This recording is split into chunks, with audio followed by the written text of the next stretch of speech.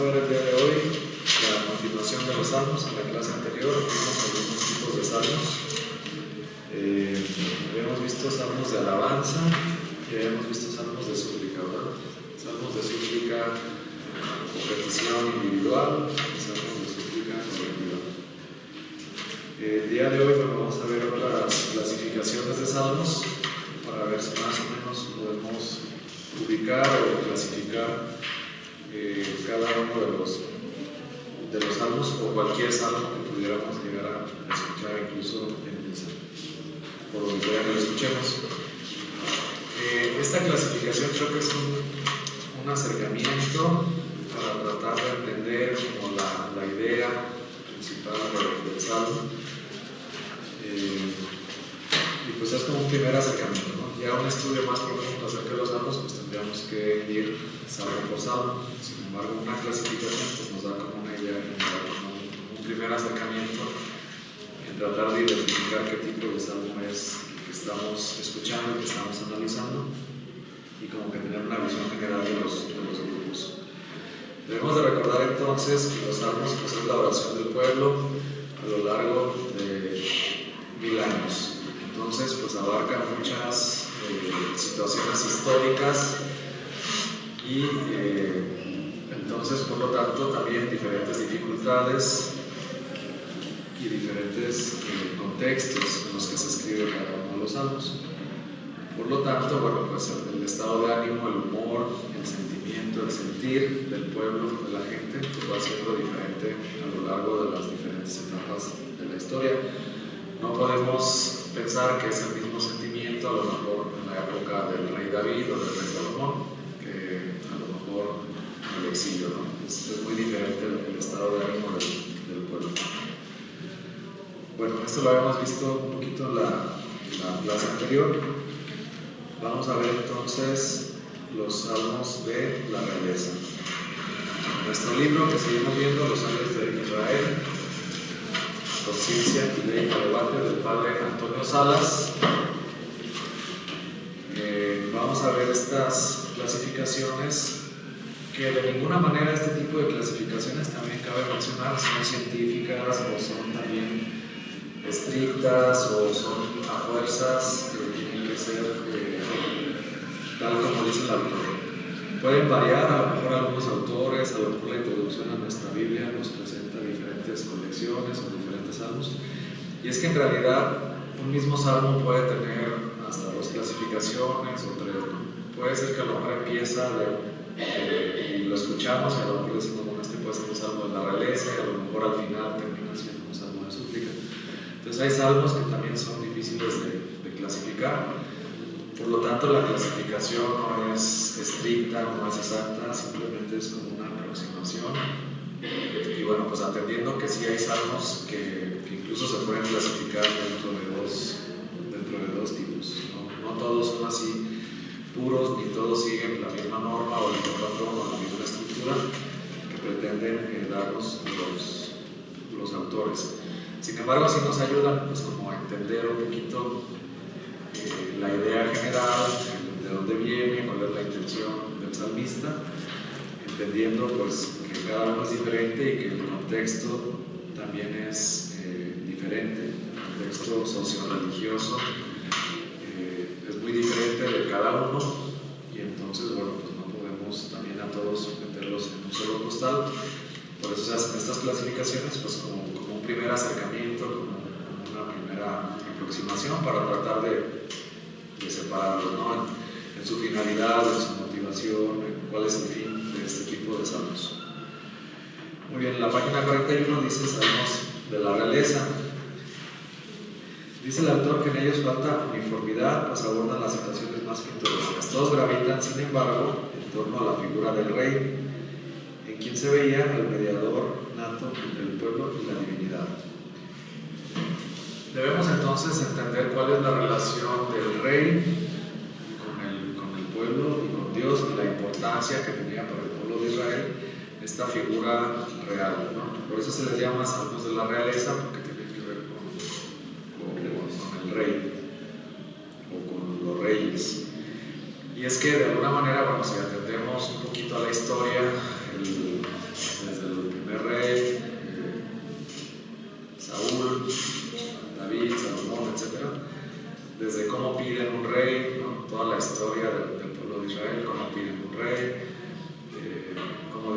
concede, aunque les dice todo lo que conlleva, ¿no? Mantener la burocracia, mantener los servidores del rey, les advierte Samuel.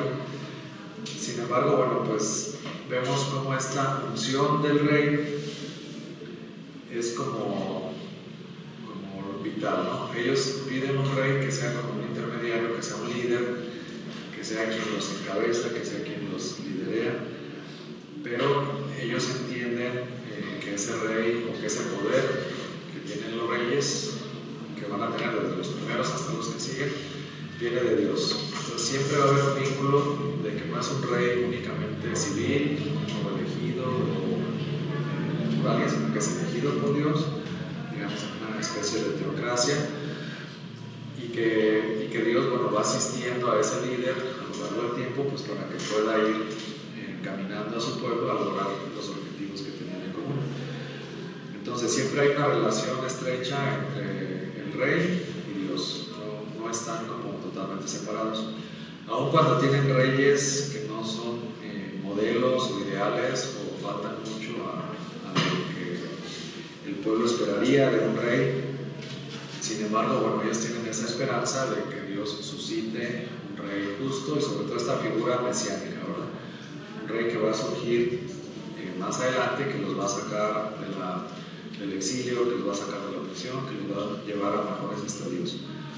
Entonces ahí el autor aquí pues ubica como que tres etapas, digamos, históricas, ¿no? Desde antes de que tenían a un rey, a lo mejor en las figuras de los patriarcas que no eran reyes porque el pueblo era muy pequeño, pero como que ya se vislumbraba, o más bien tenían ese deseo de que hubiera una figura, un rey como los pueblos vecinos, ¿no? Entonces en esa etapa, porque bueno, tenemos salmos muy antiguos y salmos muy recientes, ¿no? Acuérdense que tenemos un periodo de 1000 años.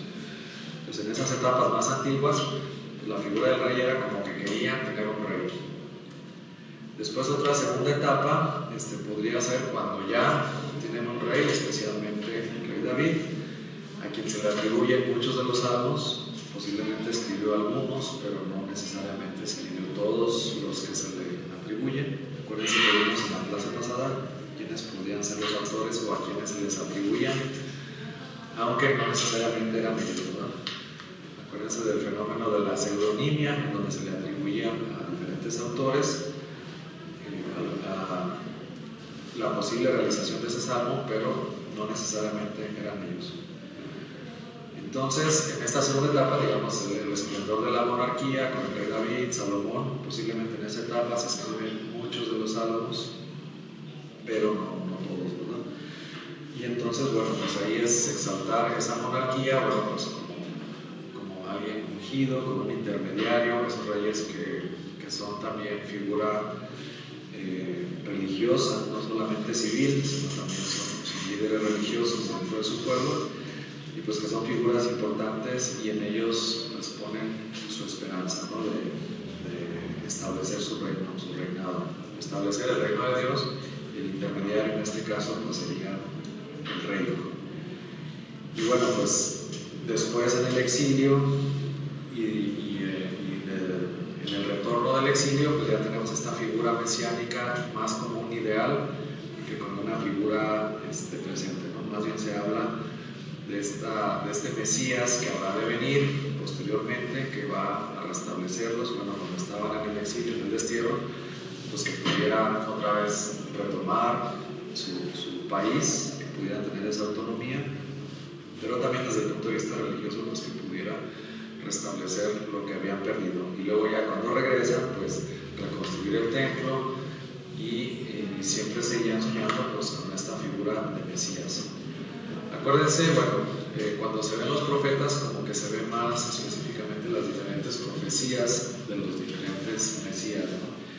En el curso de los profetas, que también lo tenemos por ahí grabado, ahí se ve pues las diferentes profecías mesiánicas y cómo a final de cuentas Jesús va a venir cumpliendo con todas esas profecías mesiánicas, de muy diferentes, ¿verdad? Desde los que pensaban que iba a ser un rey poderoso, victorioso, guerrero, general, digamos, desde el punto de vista humano, militar, hasta figuras como el siervo doliente de Isaías, que nos presenta un Mesías, ¿no?, sufriente, doliente, y bueno, todas estas figuras mesiánicas que son tan diferentes, tan disímiles en los profetas, y que sin embargo Jesús, a su forma de ser, va cumpliendo con todas estas figuras que se habían profetizado.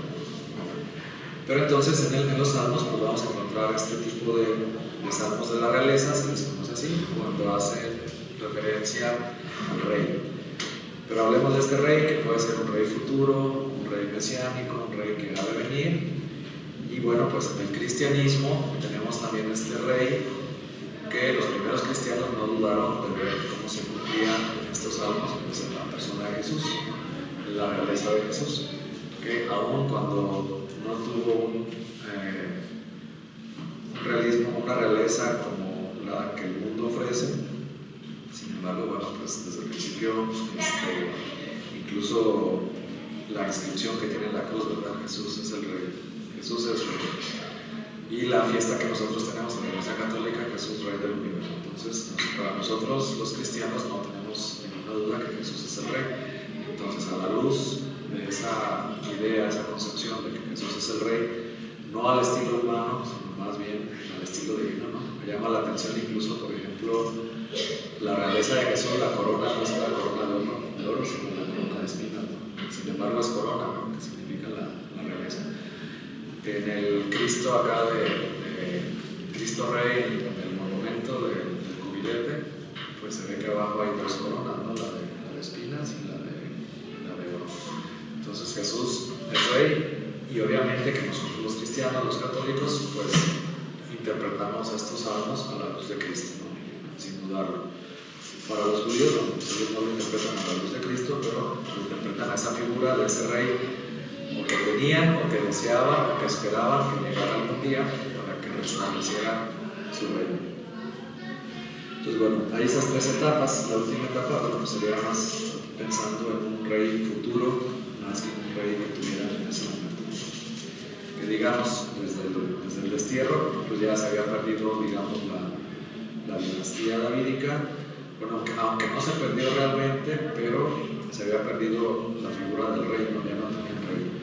Entonces, más bien esperaban un Mesías que volviera a ser rey y que volviera a restaurar todo lo que habían perdido, incluso mayor o mejor de lo que habían conseguido. Bueno, tenemos algunos ejemplos. Aquí el libro menciona una colección de salmos que se pudieran considerar como salmos de la realeza. Menciona el Salmo 2, 18, 20, 21, 45, 72, 89, 110, 132 y 144. Bueno, es un grupo que, como les dije, no puede haber algunas pequeñas diferencias con algunos otros autores. A ver, vamos a leer, yo creo que vamos empezando de los primeros, ¿no? Vamos a leer el Salmo 2, a ver qué nos dice.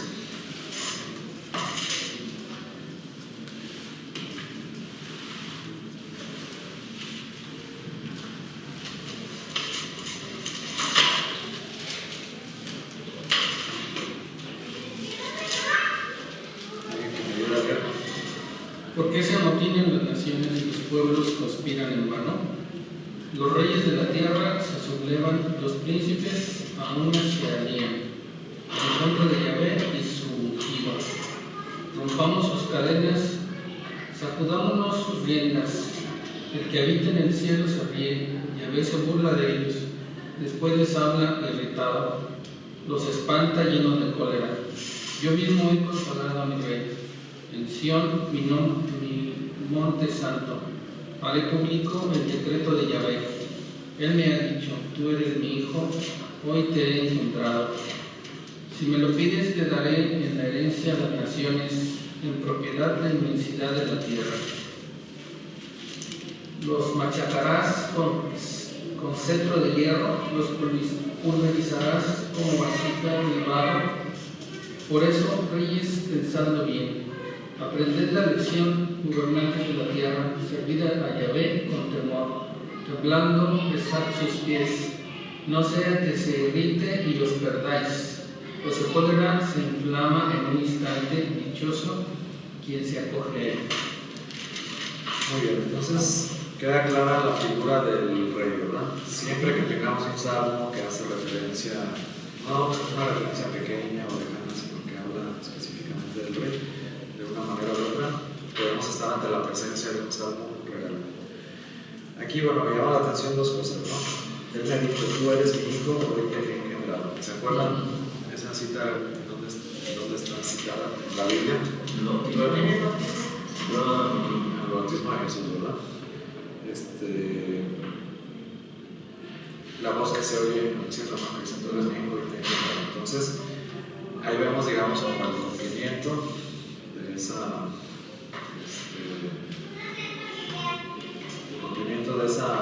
profecía y bueno, hace referencia. Entonces veamos la importancia y también el asombro, ¿no?, de los primeros cristianos que al leer estos salmos, al recitarlos, pues se encontraban con este tipo de referencias a este Mesías que ellos consideraban que Jesús había sido el Mesías, ¿no? Entonces, una es eso, y también otra, yo mismo he consagrado a mi rey. También eso me llama la atención en el versículo 6. Yo mismo he consagrado a mi rey, Sion, mi monte santo.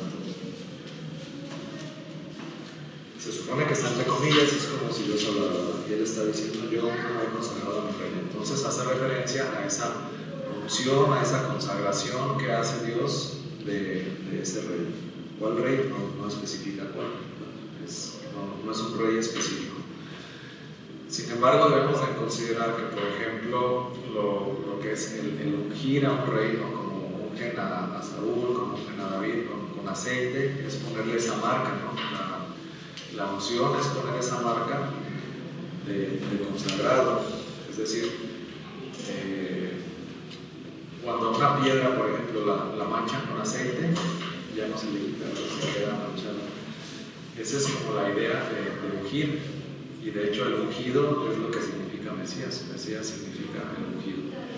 Entonces, de alguna manera existía la creencia que el rey era ungido por Dios, asistido por Dios en su ministerio. Y por eso, bueno, habla en este salmo habla de que Dios mismo escoge y unge, ¿no? Prepara y selecciona a ese rey y lo unge, lo baña, lo marca, lo separa. Es un consagrado, no está separado del resto para que lleve a cabo sus servicios, su ministerio, en este caso del rey. Digamos, cuando es una figura únicamente de rey, pues va mezclada con sus funciones, digamos, civiles con las funciones religiosas, ¿no? Porque se entendía que era un ungido por Dios, pero tenía que llevar a cabo pues, funciones civiles. También eso pasa en muchas de las monarquías, ¿no? En Europa se tenía la creencia pues, que eran también ungidos por Dios, y estos reyes pues, que eran católicos también, la mayoría de ellos. Entonces, bueno, llevaban a cabo su función normal de realeza, de administrativa, digamos, pero también tenían esa misión especial porque se sabían o se creían que estaban consagrados a Dios. Así que Dios los había puesto de manera especial como consagrados para servir. Esto nos puede parecer anacrónico, sin embargo, siempre el poder va relacionado con Dios, de acuerdo a la Biblia.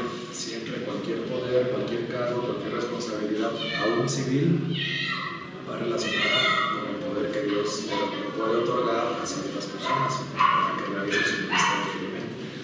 Pues a lo mejor ahorita no nos suena lógico porque, no sé, desde niños crecemos como que tiene que estar totalmente separado la religión de las funciones civiles o del gobierno, ¿no? De cualquier ciudad, de cualquier país.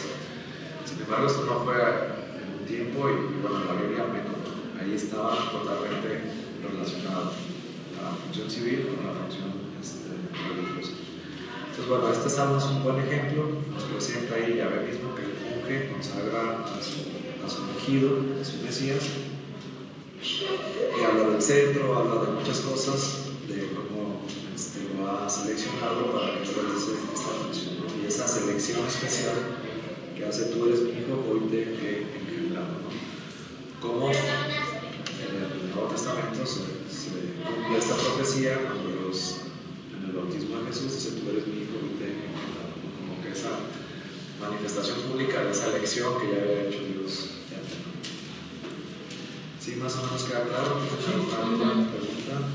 Vamos a ver otro ejemplo, a ver qué más da. Veamos el Salmo 8 o 17.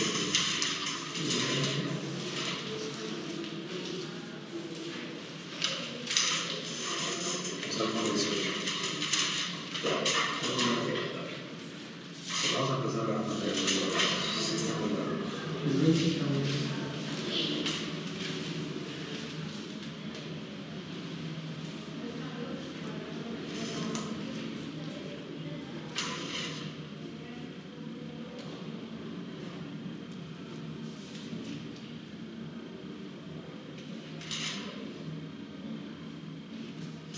A ver, vamos a buscar más bien en silencio, vamos a leerlo en silencio y vamos a buscar en qué parte creemos nosotros en algo de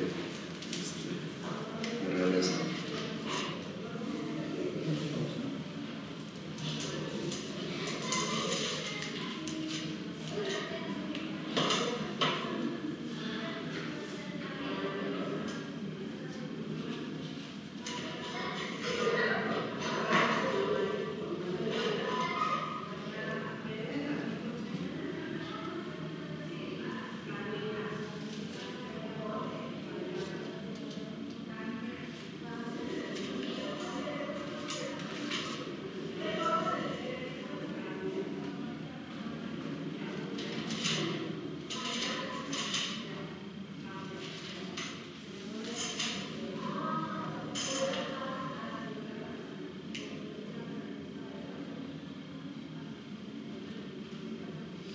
Parece, ¿verdad?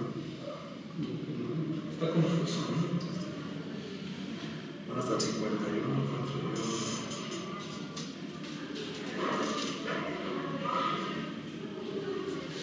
Sí, hasta el 51.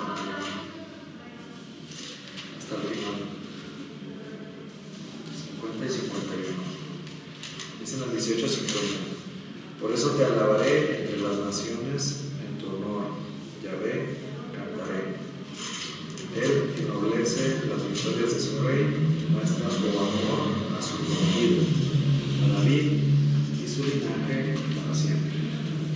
Parece que el último versículo es el que habla más directamente. Ahora vamos a ver otro, vamos a ver el 20. Si estamos contigo.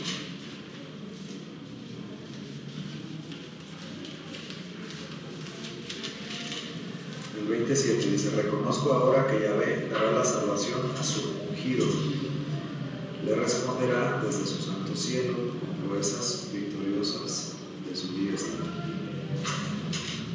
Unos con los carros, otros con los caballos, pero nosotros invocamos a Yahvé nuestro Dios, ellos se doblegan y caen. Nosotros seguimos en pie: oh Yahvé, salva a mi rey. Esta expresión respondemos cuando te llamemos. Esta expresión de salve, salve al rey. Bueno, entonces a veces habla del rey y a veces habla del ungido, que en teoría debería ser como lo mismo, o más bien todos los reyes deberían ser ungidos. Bueno, por ahí va la línea más o menos. Entonces, sí. O sea que hasta con una frase se puede ya catalogar. Sí, con una frase se puede catalogar. Sin embargo, bueno, pues hay salmos largos que en las otras frases, con el otro texto, puede hacer referencia a alguna otra clasificación. Por eso les decía que hay salmos que pueden caer en dos clasificaciones, porque a lo mejor en una parte hacen referencia a otra clasificación y en otra parte hacen referencia a otra.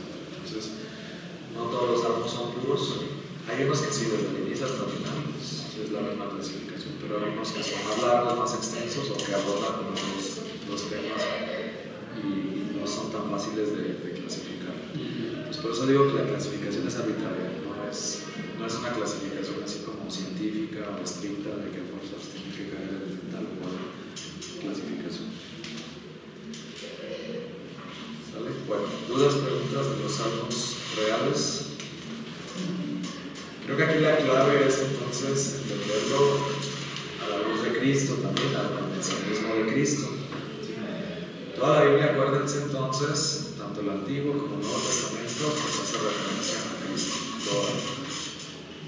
El Antiguo y el Nuevo, aunque en el Antiguo un poquito más veladamente, más como prefiguras que anuncian la venida de Cristo, y el Nuevo Testamento ya más directamente.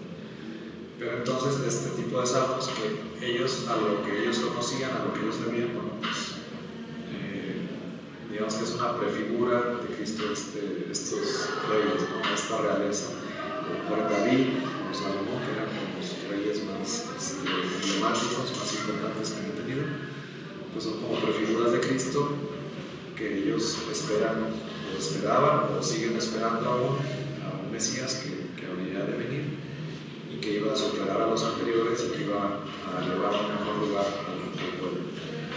Entonces, sí, para los cristianos son muy importantes estos salmos porque nos hablan más directamente de Cristo.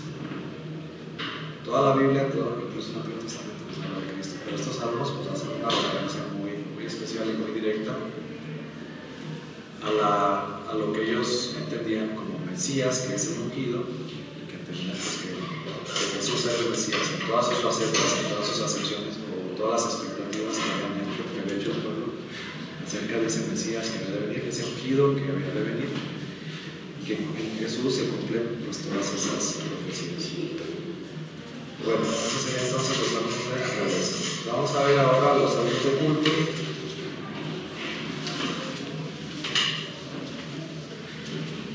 Los salmos de culto, dice, estos se asociaron al principio con el santuario donde se suponía la presencia de Yahvé. Tras la construcción del templo, comenzaron a canalizarse en torno a las inquietudes religiosas de aquel pueblo en marcha que solía acudir a él para festejar a su divinidad, cuya confianza querían a toda costa granjearse. Entonces, estos salmos de culto se dirigen primero al santuario, primero al templo y todo lo que gira en torno al templo. Eso se le llama salmos de culto. Entonces, cuando ellos empiezan a construir el primer templo, pues todo lo que implica el templo. Después, ¿qué pasa? En la época exílica, pues pierden eso, ¿no? Cuando los deportan a Babilonia, pues ya no tenían el templo. Se los llevan a la mayoría, no a todos, a muchos se los llevan a Babilonia, y entonces ya ese templo que ya tenían, ya no lo tienen. Y entonces el foco ya no es tanto el templo porque pues, ya había sido destruido. Entonces más bien el foco cambia, ahora ya no es el templo, sino ahora va a ser Jerusalén o va a ser Sion, ¿sí? Que es como la ciudad, digamos, como algo más, un poquito más amplio. Entonces vamos a encontrar varios tipos de salmos que se refieren a veces a procesiones o a veces a esa añoranza, si están en el exilio, esa añoranza de cuando podían acudir al templo, o cuando tenían el templo, a esas fiestas, procesiones en las que ellos acudían al templo. Entonces el templo pues es toda una teología, ¿no? de que si está Dios, de que si no está Dios en el templo, hay muchas interpretaciones, ¿no? Pero bíblicamente se supone, yo creo que el texto que más nos habla de la presencia de Dios en el templo es Salomón cuando consagra el templo, pues habla de que Dios no puede ser contenido en el templo.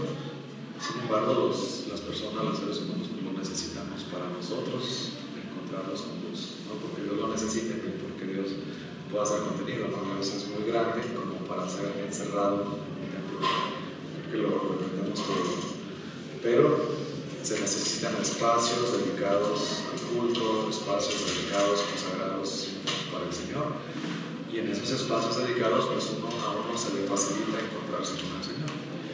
Entonces la gloria de Dios pertenece o se hace presente en ese templo, en esas celebraciones litúrgicas, en esas procesiones, en ese culto. Es una manera de nosotros podernos acercar a Dios, no porque Dios lo necesite, ¿no? Como dice la plegaria eucarística, no porque nuestras alabanzas reflejen la gloria de Yahvé, pero sí porque más bien nos sirven a nosotros, ¿no? O sea, de nosotros acercarnos a Dios, de nosotros ofrecer el culto, de nosotros ofrecer esta oración, de nosotros ir al templo, ir a misa, etc. Pues pues nos beneficia más a nosotros que a Dios, pero sí creemos en la presencia de Dios en el templo, ¿no? Nosotros los católicos, pues en la Eucaristía específicamente, pero que llena pues todo el lugar, porque es un lugar consagrado, los utensilios, todo está consagrado a Dios. Y entonces pues encontramos este tipo de salmos que digamos que rodean toda esta procesión, todo este culto, cánticos del culto, y que normalmente la clave para identificar estos salmos es que hablan del templo, hablan del santuario, o hablan de Jerusalén, o hablan de Sion. ¿Sí? Digamos que esa es como la clave. Si hace mucho énfasis o referencia, en el otro era que hacía énfasis o referencia en el rey. Acá no, acá hace énfasis o referencia al santuario, al templo o a Jerusalén. El decir Jerusalén, de alguna manera, es decir el templo y es decir Dios, ¿no? También tenemos muchas frases, profecías que hablan de Sion, por ejemplo. No sé si me han escuchado. En la Biblia, de repente Sion, bueno, pues ¿qué es Sion?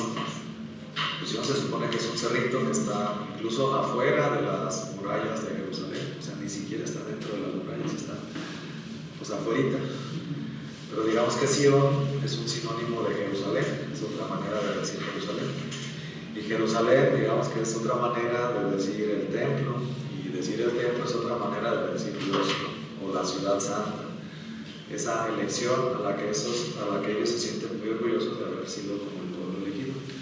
Entonces todo este tipo de salmos van a hacer referencia a eso, o al templo, o a Jerusalén, o a Sion, y se manifestaban normalmente en cultos y en procesiones, ¿no? Dice, tras la construcción del templo comenzaron a canalizarse en torno a las inquietudes religiosas de aquel pueblo en marcha. Por eso son las procesiones, que solía acudir a él para festejar a su divinidad, cuya confianza quería a toda costa granjearse. Acuérdense que había procesiones, había días obligatorios para ir al templo, y había pues toda esta gente que acudía en masa a darle gracias a Dios por las diferentes fiestas que celebraban ellos. En la época post-exílica, tras la erección del segundo templo, se fue depurando la forma de entender la presencia divina, lo que permitiría a la colectividad judía al concentrarse en el templo. Ahora sí, ya tenían otra vez templo. Lanzar una mirada hacia la Jerusalén futura. Habla también de esta Jerusalén en un futuro. No sé si se acuerdan cuando vimos los profetas, también creo que era Isaías y estos profetas posexílicos que vimos, tenían esta idea como de que en el futuro, o sea, ellos no solamente planeaban reconstruir el templo, sino que tenían la idea de que vinieran de muchas naciones, ¿no? de todo el mundo, de todas las naciones, vinieran a ofrecer el culto a su mismo Dios, ¿no? A Yahvé, y que lo llenaran, bueno, también era una figura, ¿no? de ofrendas, y ofrecían todo eso. Entonces, digamos que estas figuras de Jerusalén pues no eran actuales, sino más bien era un deseo de que algo sucediera en el futuro, ¿no? De que esa Jerusalén fuera el centro del culto, pero a nivel mundial, no solamente de ellos como pueblo o nación, sino que fuera más universal el culto. Incluso por ahí también se habla de la Jerusalén celestial, ¿no? Todavía un poquito más allá, no solamente la Jerusalén de la tierra, sino la Jerusalén celestial. Pero entonces habla, sí, de este ideal, digamos, en el que todas las naciones ofrecen un culto a Yahvé y se centran en la Jerusalén, ¿no? De la que está hablando, en el templo de Jerusalén. Eso es lo que hacen. Ahorita, pues que no hay templo, pues a lo mejor el sucedáneo o el reemplazo sería Jerusalén, ¿no? O sea, ahorita no hay templo, entonces Jerusalén sigue siendo como el centro para ellos. Bueno, estos salmos nos habla ahí de un esquema. Primero tiene una introducción, un cuerpo y una conclusión. La introducción es un grito de alabanzas, pero estas alabanzas van dirigidas a Jerusalén y otras al propio Yahvé a causa de sus prodigios en la ciudad santa. Vean cómo es todo como indirecto, ¿no? Puede ser directo a Jerusalén o puede ser darle gracias a Dios por todo lo que ha hecho por la ciudad santa, por Jerusalén. El cuerpo justifica los motivos de la alabanza y también la tesis religiosa de la elección divina. ¿Por qué Dios eligió al pueblo de Israel?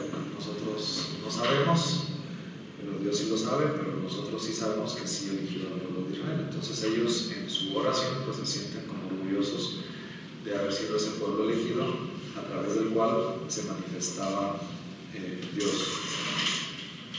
Cuando vimos los profetas, ¿está muy relacionado esto con los profetas? Cuando vimos los profetas había como dos ópticas, dos escuelas, unos que eran muy nacionalistas, ¿no? Como Nahum, y otros que eran más universales, como Isaías. Nahum era muy nacionalista, que creía que la salvación únicamente era para el pueblo de Israel, y otros que eran más universalistas, que también la revelación fue avanzando, ¿no? Hasta llegar a un punto en que, bueno, sí, la elección divina de Dios era para el pueblo de Israel, pero el pueblo de Israel no por eso debía sentirse orgulloso en el sentido de que como privilegiado, como únicos, como que ellos ya lo hicieron, como que tenían privilegios, ¿no? Sino más bien como la responsabilidad que por medio de ellos o a través de ellos la revelación y la salvación venían a todas las naciones, ¿no? Digamos, esa era una visión más universalista. Entonces todas las naciones podían salvarse y ellos más bien tenían que asumir esa responsabilidad de sí ser elegidos, pero a través de esa elección ellos deberían de ser el medio para que todas las naciones conocieran a Yahvé y se salvaran por medio de ellos. Entonces son como las dos visiones que había en los profetas, ¿no? Los nacionalistas y los universalistas. Entonces aquí van a mencionar algunos de estos salmos, esa elección, ¿no? De la que se sienten orgullosos. La elección es correcta, o sea, porque sí no podemos negar la elección. O sea, Dios eligió al pueblo de Israel. ¿Por qué no eligió a los mexicanos? Bueno, pues no, porque todavía no existíamos, ¿verdad? Pero de que eligió al pueblo de Israel, lo eligió. O sea, no podemos negarlo. ¿Por qué? ¿Para qué? ¿Qué ha hecho el pueblo? ¿Si ha correspondido? ¿Si no ha correspondido? Bueno, eso ya es cosa de ellos. Pero de que los eligió, sí los eligió. Y dice, se supone que su designio se cifra en ejercer desde ella un dominio sobre toda la humanidad. Y la conclusión, en ella se acostumbra a reiterar las alabanzas introductorias poniendo aún más de relieve las excelencias de la ciudad y su templo. Porque digamos que esa es la estructura. Vamos a ver qué es esto. Este tipo de salmos creo que están sí más definidos, ¿verdad? Por la estructura que trae una introducción, un cuerpo y una conclusión. Sí, no como los reales que son así medio difusos. Sí, en los salmos reales de veras el autor no nos presenta ninguna estructura. Nosotros sí nos habían presentado estructura y en estos no. En los reales no. Sí, estructural. Está más o menos estructurado. Acuérdense, pues es una generalización, no es que rigurosamente en todos los salmos es como una guía, ¿no? A lo mejor es como el común denominador. Está en la mayoría de los salmos, pero podemos encontrarnos un salmo que no siga esta estructura. O sea, no es así como regla exacta, científica, de que se tiene que cumplir al pie de la letra, pero pues nos da una guía, ¿no? Una alabanza que va dirigida a Dios o a Jerusalén. Pero esta es la clave. Ya cuando empieza a mencionar Jerusalén, o la ciudad santa, o el templo, o algo, creo que es la clave donde nosotros ya empezamos a identificar. Ya identificamos que se trata de un salmo de culto. Vamos a ver entonces ejemplos. Vamos a ver el 15 luego. Voy a mencionar los que menciona el libro: Salmo 15, 24, 46, 48, 68, 81, 84, 87, 95, 100, 118, 121 y 136. Ok, entonces vamos a ver de los más bajitos, vamos a ver el Salmo 15. Que me ayuda a leer.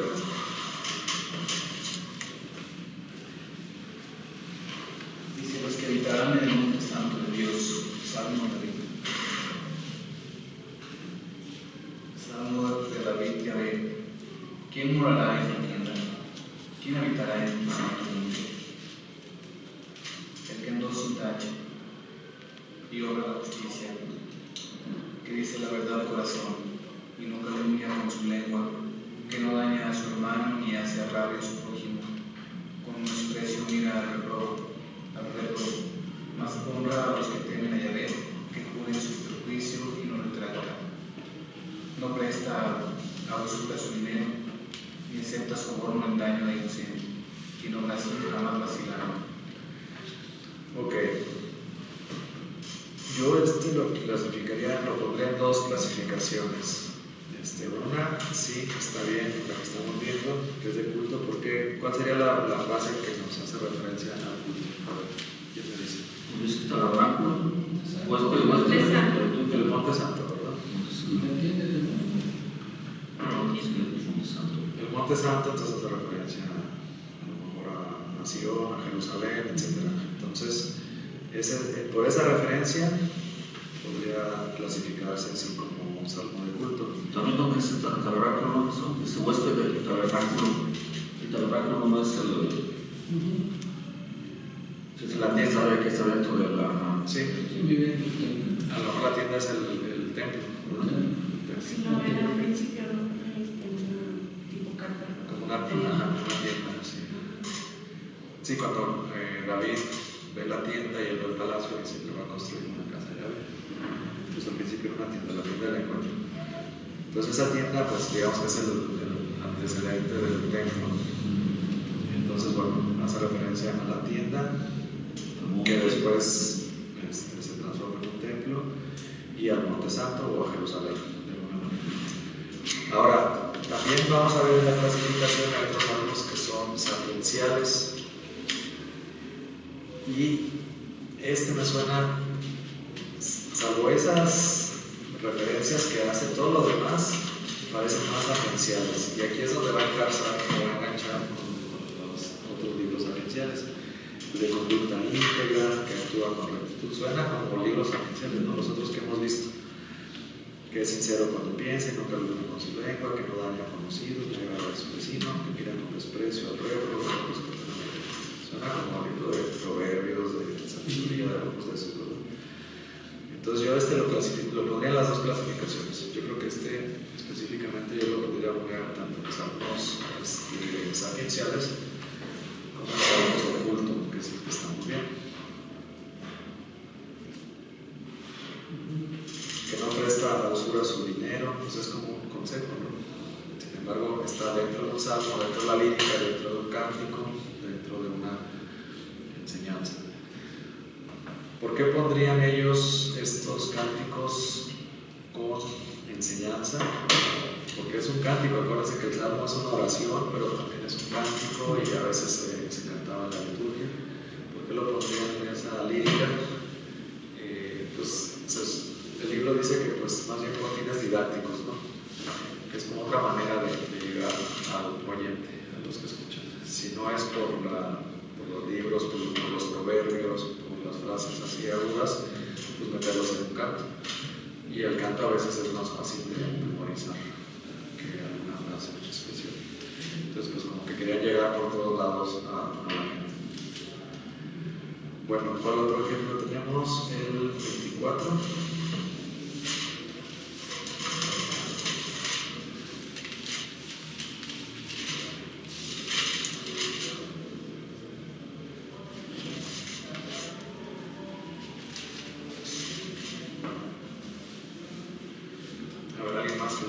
Dice, Salmo de David: de Yahvé es la tierra y cuanto la llena, el orbe de la tierra y cuanto la habita. Pues Él es quien la fundó sobre los mares y sobre los ríos la estableció. ¿Quién subirá al monte de Yahvé? ¿Quién se mantendrá erecto en su santo lugar? El de limpias manos y de puro corazón, el que no alzó su alma a cosas vanas y no juró con mentira. Ese alcanzará de Yahvé bendición y justicia de Dios su Salvador. Esa es la raza de los que le buscan, de los que buscan la paz del Dios de Jacob. Alzad, oh puertas, vuestros dinteles, levantaos eternos portales, para que entre el Rey de la Gloria. ¿Quién es ese Rey de la Gloria? Es Yahvé, el fuerte, el héroe, Yahvé, el héroe del combate. Alzad, oh puertas, vuestros dinteles, levantaos eternos portales, para que entre el Rey de la Gloria.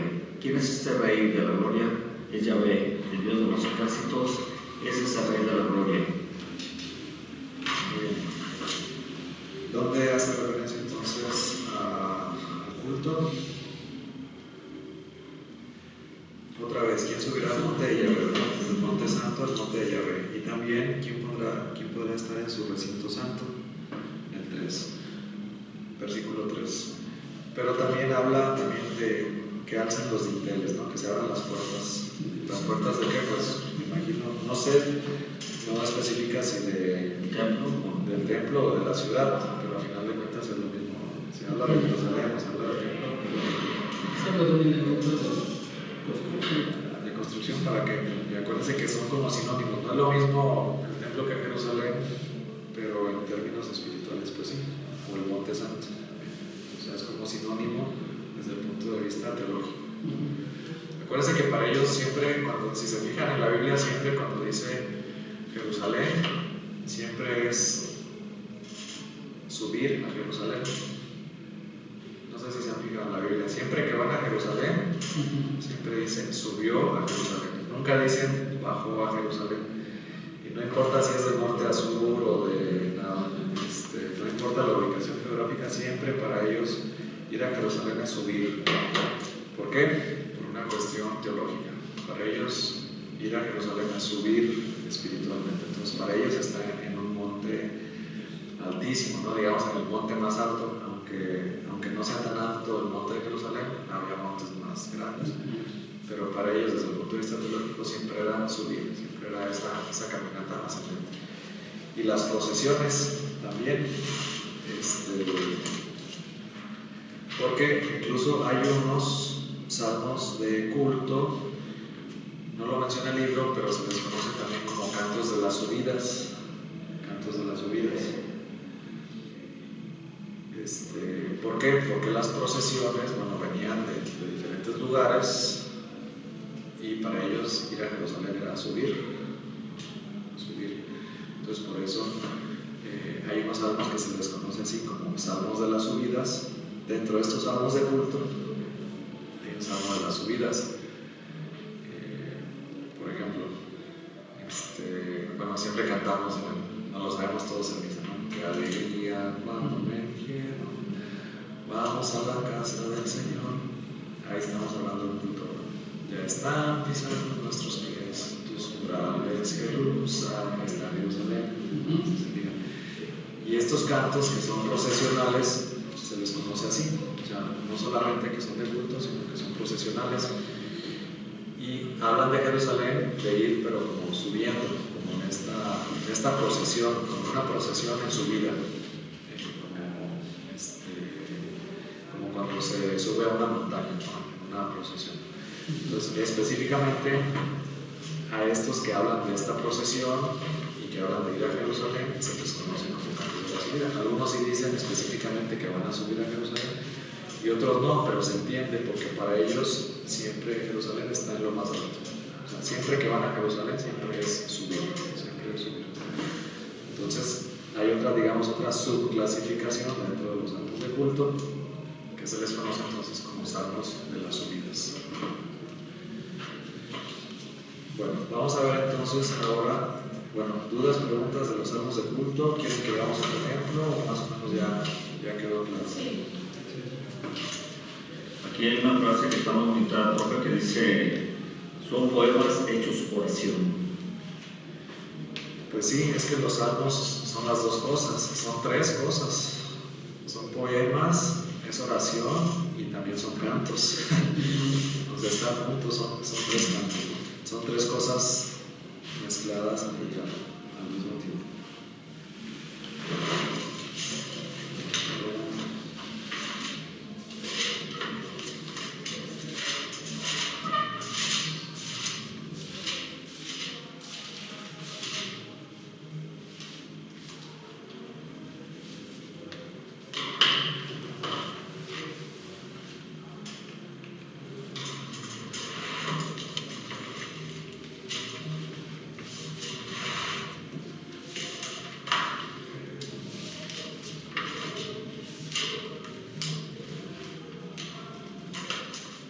Fíjense en el 48:2, dice, grande es Yahvé y muy digno de alabanza, en la ciudad de nuestro Dios está su monte santo. Hermosa colina, alegría de toda la tierra, el monte Sión, confín del norte, la ciudad del gran rey. Dios desde sus palacios se revela como baluarte. A lo mejor ahí por la parte de la ciudad material, pero no, realmente está exaltando a Sion, ¿no? La ciudad de nuestro Dios, su monte santo, el monte Sion, etc. Está haciendo referencia entonces a Jerusalén. Bueno, vamos a pasar entonces los salmos de sabiduría, los salmos sapienciales.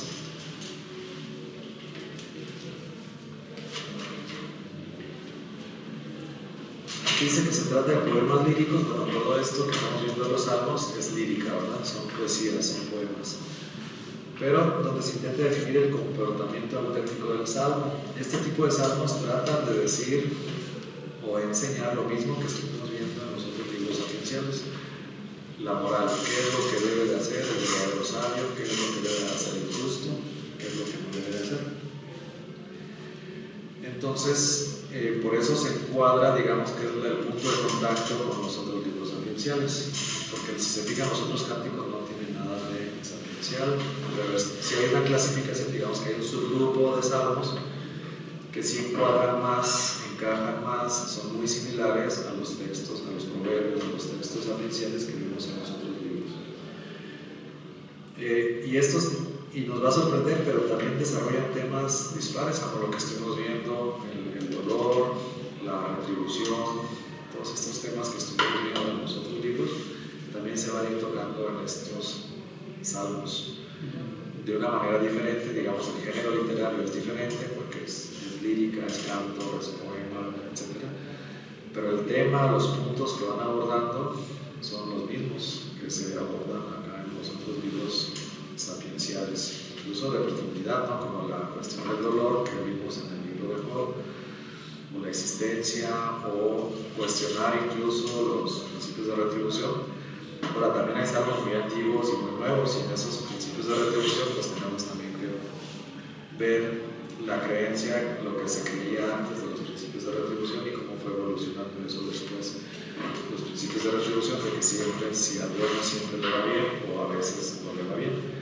Pero digamos que esa misma temática está inmersa en estos salmos, la temática de los libros sapienciales que vimos, como el libro de Job, como el libro de Eclesiastés, Eclesiástico, Sabiduría, etc. A mí el que más me gusta, y creo que la clase la empezamos con esa, creo que lo más, pues el Salmo 1, ¿no? Es muy cortito, y ahorita ya lo entendemos un poquito más de cuando lo vimos en nuestra primera clase de esta materia. Lo leímos por la manera de ejemplo nada más. Sin embargo, ahorita, bueno, ya con todo lo que hemos visto de los libros sapienciales, creo que podemos entender y comprender mejor, juzgar mejor, o también saborear o comprender un poquito mejor estos salmos, ¿no? Específicamente el Salmo 1, que es, por ser el primer salmo, que es muy cortito, pero sin embargo es muy sapiencial, no hay como que otra clasificación. A ver, ¿quién más me ayuda a ver?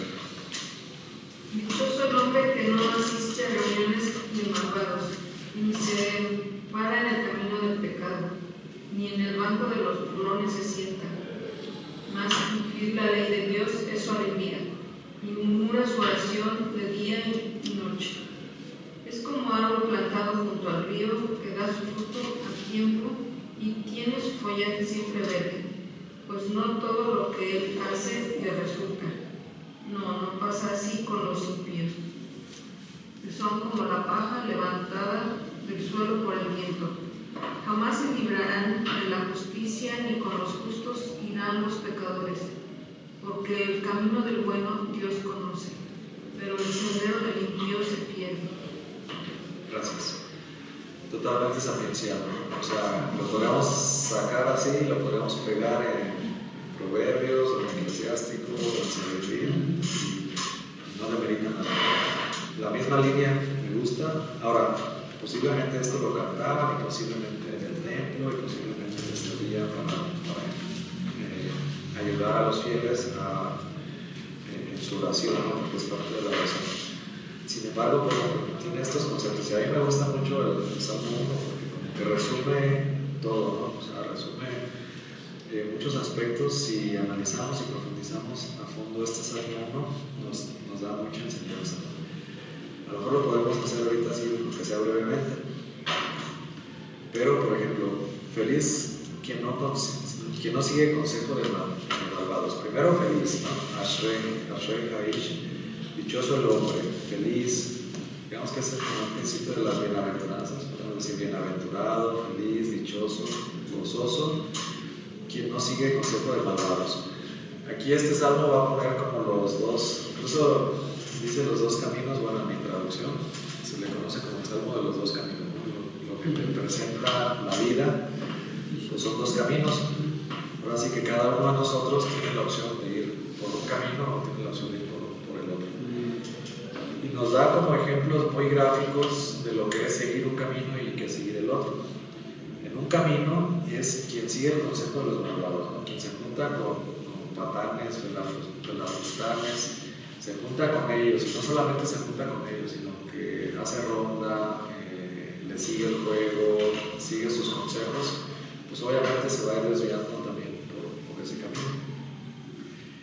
Dice, ni anda mezclado con pecadores. A lo mejor aquí no suena así como manifiesta, bueno, pero si Jesús sí comía con los pecadores, bueno, una cosa es comer con ellos, ayudarlos en su propia salvación, y otra cosa es mezclar, ¿no? Dice el dicho que con lobos se junta a hollar se enseña, ¿no? Entonces, si nosotros nos creemos acá muy buenos y nos juntamos con pecadores, no. Esto tampoco quiere decir que no les hablemos a los que consideramos pecadores, ¿no? Porque a veces somos hasta más pecadores nosotros. Pero una cosa es hablarle a todo el mundo y otra cosa es con quién hace ronda, ¿no? Con quién pasas la mayor parte de tu tiempo y cuál es la finalidad. Si uno se cree muy bueno y se cree que puede volar por el pantano y no ensuciarse, no sé qué, pues que tengan cuidado, ¿no? Porque cuando estás en la palomilla, pues te haces como yo, ¿no? O sea, tarde o temprano. Si tienes un hijo que se junta con drogadictos, pandilleros, sicarios, asaltantes, pues es probable que también caigan, ¿no? Entonces hay que tener cuidado con quién nos juntamos. Y eso no significa que no le hablemos a todo el mundo, claro que le podemos hablar a todo el mundo, y claro que vamos a intentar evangelizarlos también, claro. Pero aquí la cosa es con quién hace ronda. Una cosa es que les hables y otra cosa es que haga ronda, porque ya cuando hace ronda se empiezan como a mimetizar, ¿no? Como que los criterios, los comentarios, la burla y todo eso se empiezan como a contagiar y todos ya es como lo mismo, ¿no? Se contagian, ¿no? Digamos. Dice, ni en grupos de necios toma asiento. Y este salmo habla mucho de ese grupo de necios, de burlones, de burlescos, ¿no? De gente así que está ociosa, nomás viendo a quién criticar, a quién dañar. Y bueno, pues a lo mejor uno por no tener otros amigos, o porque son mis vecinos, o porque son mis compañeros de la escuela o del trabajo, pues a lo mejor uno le sigue y no pone el alto, pero corre el riesgo de ser igual que ellos, ¿no? Se corre el riesgo. A todos les va a pasar, no a todos les va a pasar, pero hay mucho riesgo de que uno caiga en los mismos vicios, pensamientos, formas de pensar, de los burlones, de los necios, de los malvados, como dice aquí el Salmo. ¿Cuál es lo opuesto? Imaginémonos un grupo de burlones, de gente así ociosa, que están en la calle, posiblemente tomando, sin qué hacer, sin nada, nada más ahí criticando a los que pasan, posiblemente drogándose, quién sabe cuáles son sus comentarios, ¿no? Entonces lo opuesto dice aquí, más bien, esos no son dichosos, dichoso el que no lo sigue, no dichoso el que tiene ese grupo de amigos, sino más bien dichoso el que no tiene ese grupo de amigos, porque no se va a contaminar, porque no va a caer en la tentación de ser como ellos, sino más bien el que se recrea en la ley de Yahvé, susurrando su ley día y noche. Vemos otra figura, ¿no? Ya vimos la figura de la bolita que está en la esquina, que están tomando, que están diciendo cosas, que están emborrachando. Y en cambio, lo opuesto es el que medita la ley de Yahvé, que se recrea, que le gusta la palabra, que la disfruta, que la saborea, que la susurra día y noche. Esta palabra me gusta mucho, que la susurra día y noche, como yo imagino así como las vacas que tienen 3 estómagos, ¿no? Y que mastican y luego lo mandan a un estómago y luego lo regresan y luego lo vuelven a regresar, ¿no? Algo así, escuchando, no soy experto, pero dicen que tienen 3 estómagos y luego a veces vuelven a masticar y lo vuelven a regresar. Nosotros así deberíamos de ser, pero con la palabra de Dios.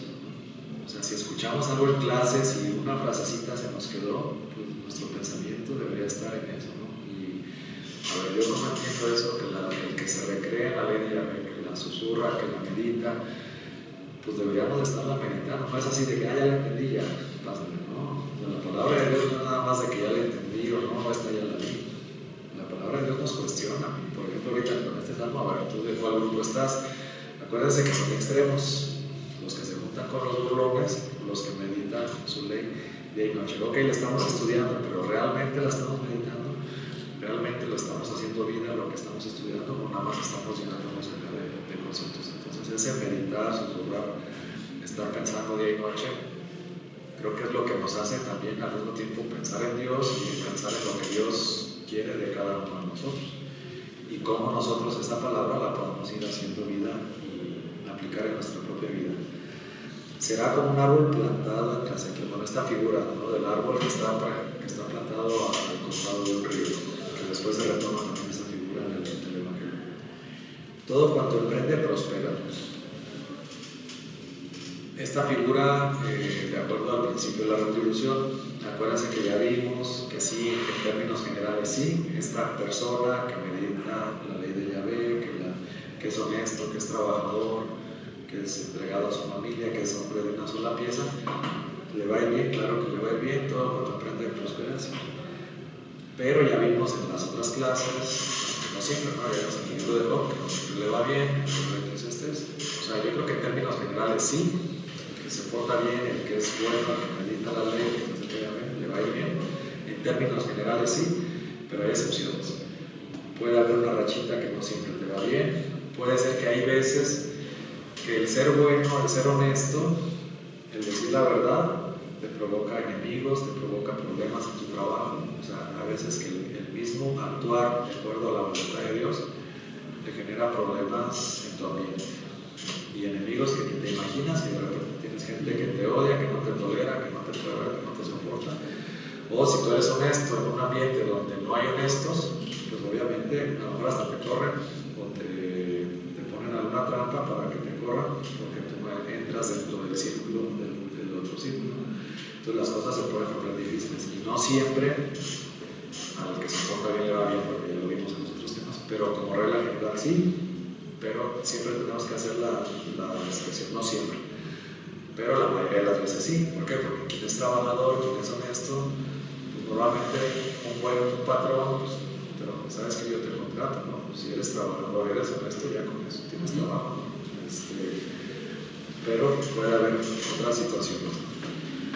Bueno, ya no quisiera seguir porque se nos acaba el tiempo, pero bueno, es muy rico, a mí me gusta. Creo que es mi salmo favorito, el Salmo 1, porque nos pone esas dos imágenes, de los malvados y de los que meditan la ley de Yahvé, ¿no? De los que meditan la ley de Yahvé y que la ponen en práctica, entonces su vida va a ser como un árbol frondoso, que les va a ir bien, que van a estar como plantados al lado del río, ¿no? Porque están sólidos. ¿Por qué? Porque la solidez la da su confianza puesta en Dios y la da Dios mismo, ¿no? Que todo lo que aprende, todo lo que hace le va bien, porque todo se lo ponen en manos de Dios. Y en cambio los otros pues nada más están ahí criticando, nublándose, perdiendo el tiempo, sin trabajar. Y bueno, pues aquí los malvados parece que son como una paja que se lleva el viento, ¿no? Que no tiene sostén, que no tiene consistencia, porque realmente ¿en qué se sostienen ellos? El hombre justo se sostiene en Yahvé, es el que le da el sustento. Y está bien plantada su vida, y están plantados sus principios, y está plantada y está puesta toda su familia, su trabajo, todo lo que hacen, está puesto en las manos de Yahvé. En cambio, los que andan sin hacer nada, nomás de vagos, criticando, pensando que no lo van a hacer, pues es como paja que se lleva el viento. No se sostendrán en el día del juicio. Ahora, el día del juicio final, que nosotros no vamos a tener un juicio particular, ¿quién estará mejor plantado? El que hizo la voluntad de Dios, el que puso toda su confianza en Dios, o el que andaba de burlón, de burlesco, sin hacer, sin trabajar, criticando, pues es obvio, ¿no? ¿Quién va a estar mejor plantado ante Dios, ante el juicio, ante el día que cada uno de nosotros tenemos que presentarnos ante Él? Y bueno, ya por último, Yahvé conoce el camino de los justos Dios ya sabe dónde están los justos, y al revés, el camino de los malvados se extravía. En otros libros arqueciales vimos que se tropieza, ¿no? El malvado se tropieza en sus propios caminos, en sus andares. Ese camino que parece recto, parece sencillo, el camino del justo, ese mismo camino hace que el malvado se tropiece, o ahí en ese mismo camino se extravía. Bueno, yo creo que este ejemplo del Salmo 1 es muy claro en cuanto a los libros sapienciales. Podríamos ver otros ejemplos, pero creo que van en la misma línea de lo que hemos visto en los proverbios, en esta línea. No sé si queda claro más o menos cómo identificar alguno de estos libros. No sé si tienen alguna duda o comentario.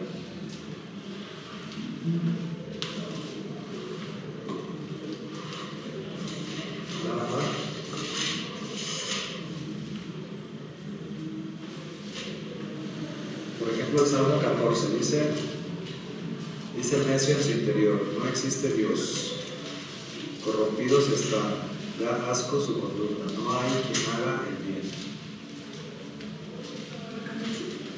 Sí, el hombre sin Dios, está hablando del hombre sin Dios. Se asoma Yahvé desde los cielos hacia los hijos de Adán para ver si hay algún sensato, alguien que busque a Dios. Todos están descarriados, todos a una pervertidos, no hay quien haga el bien, ni uno siquiera. Ni uno siquiera, ¿se acuerdan? Creo que también lo vemos en uno de los profetas, no sé si era, no me acuerdo, pero decía, con que hubiera uno, ya con eso sería suficiente, ¿no? Hay veces que a veces uno sí se desanima cuando toda una sociedad, cuando toda una comunidad está tan alejada de Dios, contaminada, que a veces uno dice, bueno, pues entonces ¿quién se salva?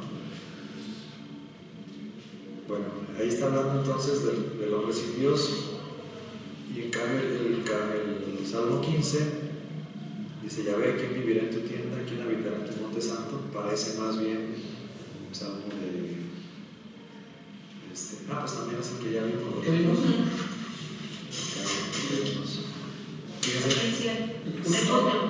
De culto, pero también está acá. Fíjense, están los dos. Están los dos. El 15 están los dos. Bueno, hay otra clasificación que no viene en el libro, pero que sí viene en la introducción de la Biblia, que son los salmos de acción de gracias.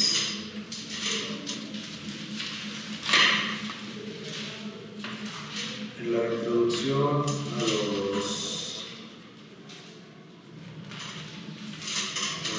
los salmos de la Biblia de Jerusalén, hay otro grupo que le llama como acción de gracias. Podría ser algo muy similar a un himno.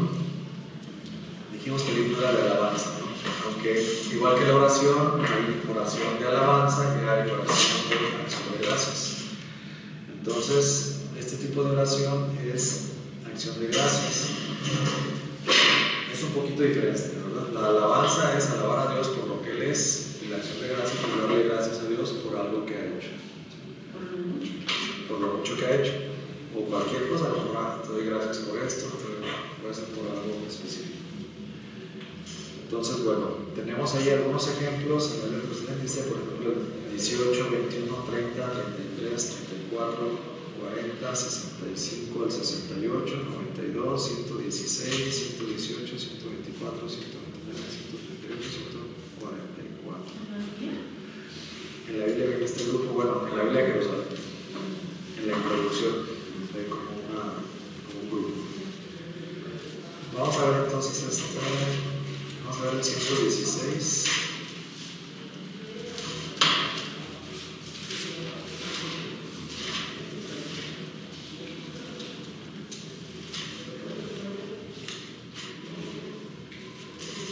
Creo que lo conocemos también del templo, ¿verdad? 116 dice: Aleluya, amo a Yahvé porque escucha mi voz suplicante, porque inclina su oído hacia mí el día que lo llamo. Me aferraban los lazos de la muerte, me sorprendieron las redes del Sheol. encontraba triste y angustiado e invoqué el nombre de Yahvé. Socorro, Yahvé, sálvame. Tierno y justo es Yahvé, nuestro Dios, es compasivo. Pero este es el 116.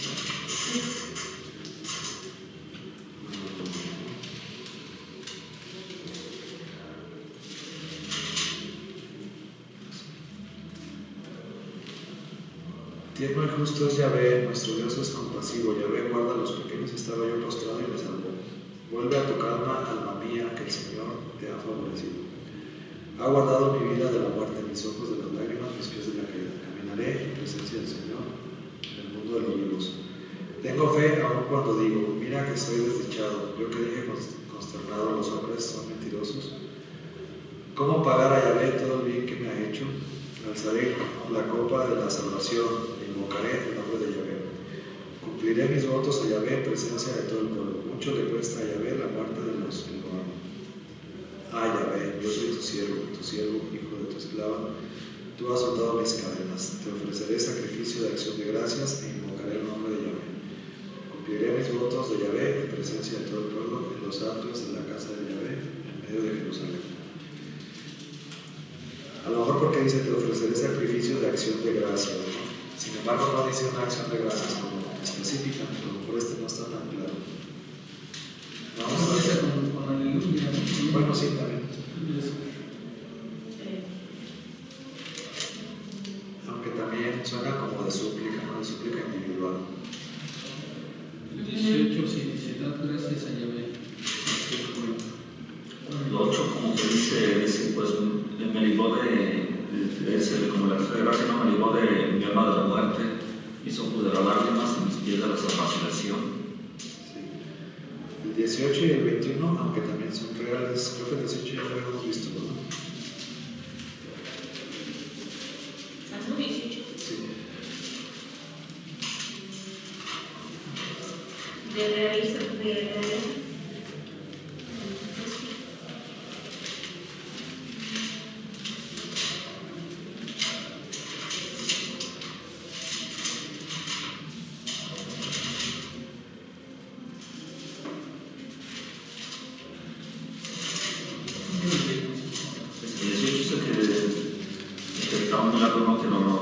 Sí, cierto, que estaba bien largo.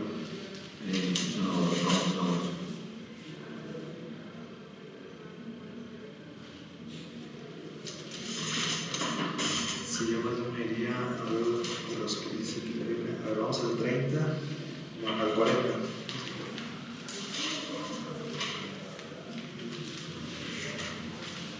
Dice acción de gracias y petición de auxilio. El maestro de todo de la vida. Yo esperaba impaciente a Yahvé, hacia mí se inclinó y escuchó mi clamor. Este también es canto, ¿verdad? Me sacó de la fosa frontal, del fango cenagoso, asentó mis pies sobre la roca, afianzó mis pasos. Puso en mi boca un cántico nuevo, una alabanza a nuestro Dios. Muchos verán y temerán, y en Yahvé pondrán su confianza. Dichoso será el hombre que pone en Yahvé su confianza y no se va con los rebeldes que andan paseados. ¿Cuántas maravillas has hecho, Yahvé, Dios mío?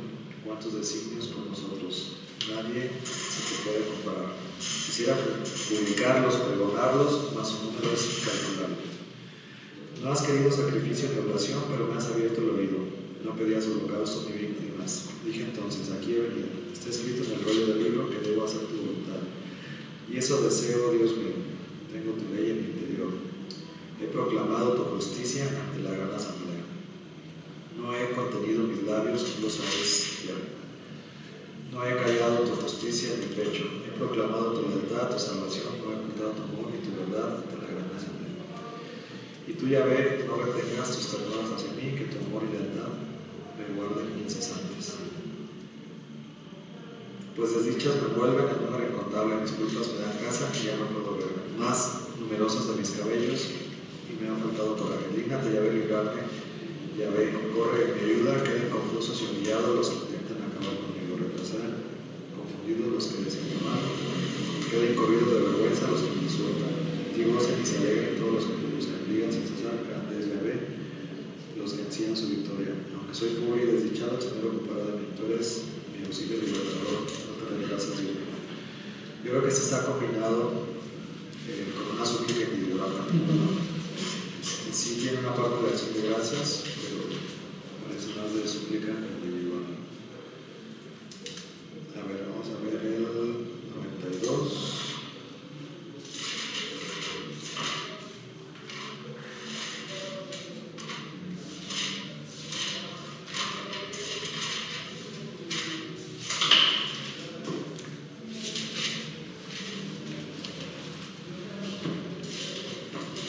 Es bueno dar gracias a Yahvé, cantar en tu honor altísimo, publicar tu amor por la mañana y tu fidelidad por las noches, con el arpa de 10 cuerdas y la lira, acompañadas del rasgado de la cifra. Pues con tus hechos, Yahvé, me alegras ante las obras de tus manos de vida. Qué grandes son tus obras, Yahvé, y qué hondos tus pensamientos. Creo que hasta aquí queda. Creo que eso sí ya nos da una idea más de una oración de acción de gracias.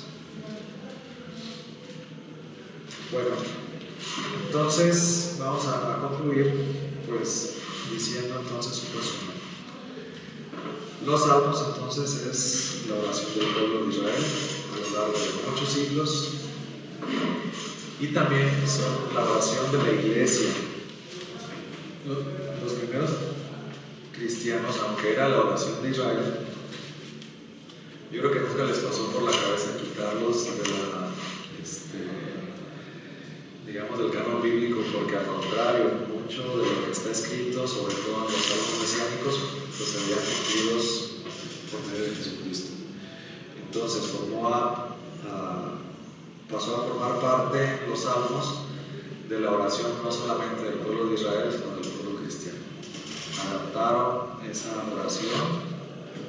De hecho, podemos decir que Jesús, María, la Virgen, los apóstoles recitaban y cantaban estos salmos, eran comunes en su época, entonces los conocían, muchos de ellos los sabían de memoria. Entonces esa oración que estaba impregnada en ellos, pues siguió, y tan es así que sigue siendo la oración oficial dentro de la Iglesia Católica, ¿no? Digamos, ¿cuál es la oración oficial dentro de la Iglesia Católica? Fuera de la misa, el culto, la liturgia, etc. La oración oficial es la liturgia de las horas, ¿no? Es la oración de los sacerdotes y del pueblo también, pero digamos que es la oración oficial y está basada principalmente en los salmos. Entonces los salmos digamos que siguen siendo parte de la oración oficial de la iglesia, sigue siendo la oración de la iglesia, no solamente se quedó como la oración del Antiguo Testamento del pueblo de Israel, sino que la iglesia cristiana, la iglesia católica la adopta y forma parte entonces de la oración universal de la iglesia. Los sacerdotes, cuando se consagran, tienen una obligación por rezar las horas, ¿verdad? Las oraciones de laudes, vísperas, completas, etc. Y son oraciones muy bonitas, no sé si alguno de ustedes ha tenido la oportunidad de hacerlas. Algunos sacerdotes en la misa, antes o después de la misa, se quedan para hacerla junto con las personas que quieran quedarse. Anteriormente era muy complicado porque tienes como varios libros y van como que leyendo de unos y luego de otros. Ahorita es muy sencillo porque hay aplicaciones en el celular, busquen así liturgia de las horas y van a encontrar aplicaciones que ya te dan la del día, ¿no? De cada día pues son como 4 o 5 oraciones que a diferentes horas del día nosotros podemos hacer y nos unimos también. Lo importante es que nos unimos a esa iglesia universal, a la oración de los sacerdotes y de los fieles, todos a una misma hora se hace esa oración, entonces por lo tanto es muy bonito. Bueno, después de ese comercial, bueno, los salmos entonces para nosotros deben de ser una fuente de sabiduría, debe de motivarnos a acercarnos más al Señor. Creo que el conocerlos un poquito más, el clasificarlos, nosotros, si ya escucháramos algún salmo, también en internet, en YouTube, en Spotify y todo eso, hay muchísimos salmos hechos música. Yo creo que todos los salmos están hechos música. Entonces podemos utilizarlos pues, para escucharlos, o cuando los escuchemos en misa, o cuando los escuchemos que alguien los lea. Podríamos hacer ese ejercicio internamente de tratar de clasificarlos. No son tantas las clasificaciones, parecería ocioso, pero bueno, es una manera de decir, bueno, es un salmo real, es un salmo de las subidas, es un salmo, no sé. Y eso ya pues es como un primer paso, ¿no? Para irlos clasificando y decir, bueno, es como que tiene estas características, ¿no? No es necesario así como que aprendernos toda la estructura ni nada, pero así como que a lo mejor ya el clasificarlos nos puede ayudar como a agruparlos y dentro de ese grupo decirle, bueno, cuál es como la intención, ¿no? Si es un salmo real, si es un salmo de petición, si es un salmo de súplica, etc. Entonces yo sí les sugeriría que lo hicieran, aunque les repito que la clasificación no es estricta ni científica y que algunos salmos pueden tener hasta 2 clasificaciones, ya lo vimos y veremos algunos ejemplos, pero bueno, podemos decir, este salmo parece este, o a lo mejor aquí parece este otro, entonces es válido, ¿no? O sea, ya nos da como una idea, con otra perspectiva, incluso estando en misa, podemos irlo haciendo. Entonces, bueno, es importantísimo entonces el salmo para la Iglesia Católica y para la oración de los fieles, para la oración de los religiosos. Si leen la historia del Rosario, también viene ahí de los salmos. Entonces, bueno, es importante para nosotros. Y yo creo que hay una escuela de oración. También otra opción que se puede hacer es en la mañana rezar un salmo, así es que sea, y nos puede ayudar a hacer oración, nuestra oración en la mañana o nuestra oración en la noche. Un salmo completito, así tal cual. ¿Por qué? Porque vamos a enganchar, a lo mejor vamos a encontrar diferentes situaciones en los salmos y a lo mejor nuestros estados de ánimo pueden ser compatibles en ese momento, ¿no? Y nos debe de ayudar a motivarnos a hacer nuestra oración.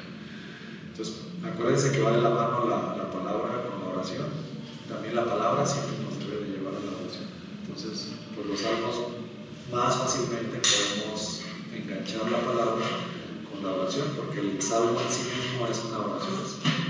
Entonces, nos puede ayudar o facilitar. Digamos que los salmos es una escuela de oración, porque es el sentir del pueblo, es la oración del pueblo a lo largo de todo ese tiempo con todas las vicisitudes y dificultades que sufrieron. A lo mejor las dificultades que nosotros tenemos son diferentes, pero son dificultades al final de cuentas. Entonces, nuestra confianza, ponerla en el Señor, poner todas nuestras dificultades, todo lo que somos, todo lo que tenemos. Y en medio de esas dificultades, alabar, cantar, agradecer, danzar, a Dios, darle culto, pues yo creo que es lo importante, ¿no? O sea, no solamente quedarnos sumidos en las dificultades, sino a pesar de nuestras dificultades, tener ese espíritu de acción de gracias, de darle gracias a Dios por cuanto Él es y por cuanto Él ha hecho por nosotros, que nosotros podemos pedirle y suplicarle lo que nosotros queramos, partiendo posiblemente de lo que ellos pedían, pero también partiendo de lo que nosotros necesitamos, o a partir de ahí ya podemos continuar con nuestra oración personal. O sea, nos puede llevar, nos puede facilitar nuestra oración personal. Hay algunos salmos, ya para terminar, bueno, pues que llaman mucho la atención los santos, ¿no? O cómo predicen, como el Salmo 22, Dios mío, ¿por qué me has abandonado? ¿No? Es el que pronuncia Jesús en la cruz. Y bueno, pues si lo vemos rápidamente, Salmo 22.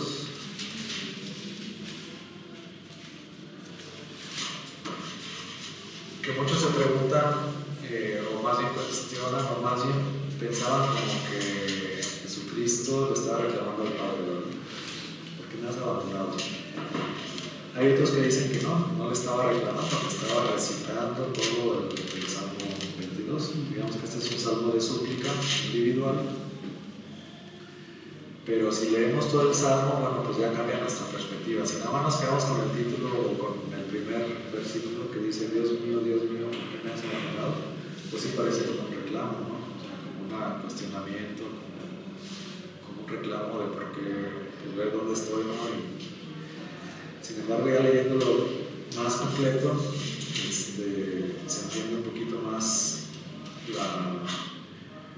la idea o el mensaje de todo el salmo completo, no nada más del primer versículo. Dice: estás lejos de mi queja, de mis gritos y gemidos. Clamo de día, Dios mío, y no respondes.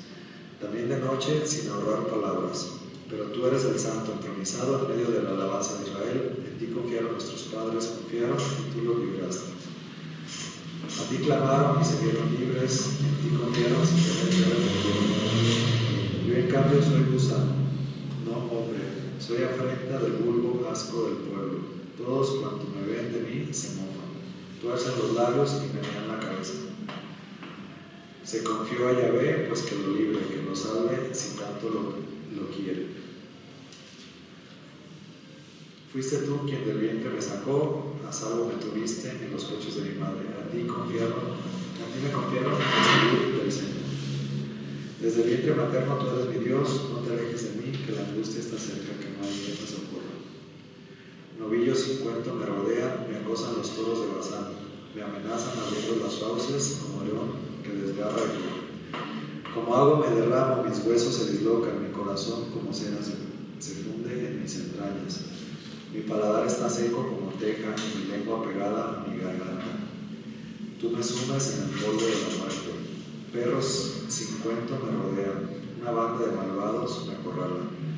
Mis manos y mis pies vacilan, puedo contar mis huesos. Ellos me miran y remiran, reparten entre sí mi ropa y se echan a suertes mi túnica. Pero tú, Yahvé, no te alejes, corre en mi ayuda. Fuerza mía, libra mi vida de la espada, mi persona de las garras de los perros. Sálvame de las fauces del león, mi pobre ser de los cuernos del búfalo. Contaré tu fama a mis hermanos, reunido en la asamblea te alabaré.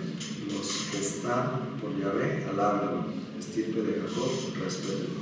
Témanlo, estirpe de Israel, que no desprecia ni le da asco la desgracia del desgraciado, ni le oculta su rostro, lo escucha cuando lo invoca. Tú inspiras mi alabanza en plena asamblea, cumpliré mis votos ante tus fieles. Los pobres comerán, hartos quedarán, los que buscan a Yahvé lo alabarán. Viva por siempre su corazón. Se acordarán, volverán a Yahvé todos los confines de la tierra. Se postrarán en su presencia todas las familias de los pueblos. Porque Yahvé es el reino, es quien gobierna a los pueblos. Ante él se postrarán los que duermen en la tierra, ante él se humillarán los que bajan al polvo. Y para aquel que ya no viva, su descendencia le servirá, hablará del Señor a la edad venidera, contará su justicia al pueblo por nacer, así actuó Jesús. Bueno, si leemos todo el salmo completo, pues más que de angustia y desesperanza, pues es un salmo de alabanza, ¿no? Al final dice, contaré tu fama, los que estén por Yahvé, alábenlo. Entonces es una oración completa, muy larga, que ya entonces adquiere más sentido. Llama la atención, bueno, los detalles cuando Jesús está en la cruz, ¿no? que es como un gusano, que se reparten sus vestiduras, etc. Llama la atención como, con mucho detalle cómo predice lo que va a suceder con Jesús. Y sin embargo dice, pues alábenlo, ¿no? De ninguna manera es un reclamo ante Dios por lo que le estaba sucediendo. Pues bueno, con esto terminamos esta parte de los salmos. Muchas gracias a todos, buenas noches y continuamos la próxima clase. Gracias.